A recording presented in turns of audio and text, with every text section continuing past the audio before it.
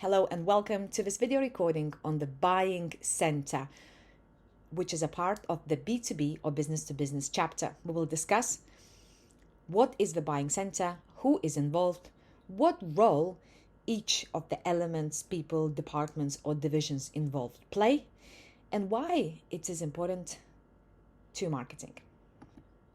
So first of all, before we go into discussing the Buying Center in more detail, I'd like to propose a question. Why do you think the Buying Center or understanding the Buying Center is important to marketing? Pause me for a moment and consider listening. Well, in order to be successful in any B2B buying environment, you as a marketer must develop a very clear understanding of your customers' buying centers, who is involved and what roles each play. You need to give them information that is specifically tailored for the buying needs and wants. In other words, you need to help them do their jobs well, and they will give you their trust and hopefully will award you by doing a business with you. So as marketers, we do want to understand what role each kind of like person involved in the buying center plays so we can help support them. What is the buying center?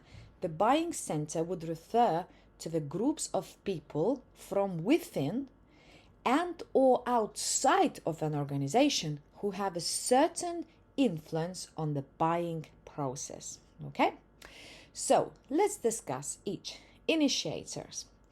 They recognize the need, they see the problem to solve, and stimulate the initiation of the buying process. This can be a production team, as an example. Now, influencers. They generally have a very persuasive role in relation to the deciders. They are specialists, consultants, commentators, or authorities. It can be technical personnel such as engineers who develop specifications and evaluate alternative products. And remember, those initiators, influencers, they can be within the organization or they can be outside or both. Now, deciders, they make the final decision to buy or make a deal through consulting the information provided to them by initiators, gatekeepers, buyers, and everyone else they seem to be relevant. These people, deciders, actually choose the products and suppliers. For routinely purchased items, buyers are commonly the deciders. However, a buyer may not be authorized to make purchases that exceed a certain monetary value, which is very common to most of the organizations. Now, buyers. These are professional functions within organization responsible for purchasing decisions. They are sourcing and negotiating specialists. So buyers would select suppliers, negotiate the terms of purchase. Sometimes they are called purchasing agents or purchasing managers, and in retailers, merchandisers. For straight rebuy, they play a major role in the selection of suppliers and negotiation. Okay? So, for example, they might be from purchasing or finance departments. So you notice deciders were from finance departments. Buyers may also be from the finance department. Now, not quite following the clockwise direction, but let's talk about users before we talk about gatekeepers.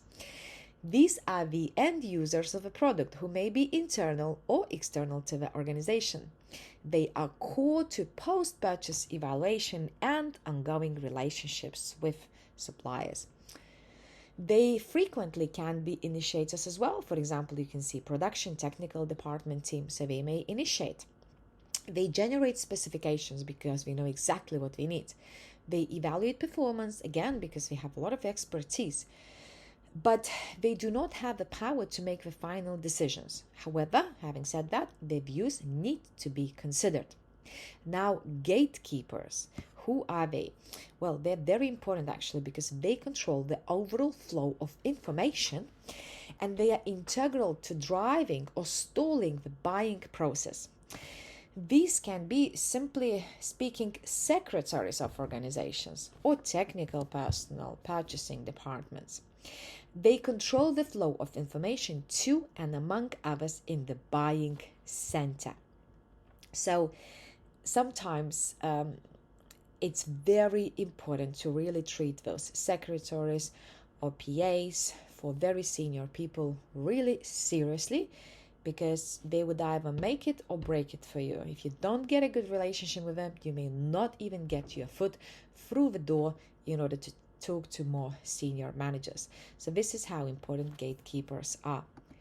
Well, in general, the size and characteristics of the buying center are affected by the number of its employees, its market position, the volume and types of products being purchased, the company's overall managerial philosophy, and many other factors that also need to be considered.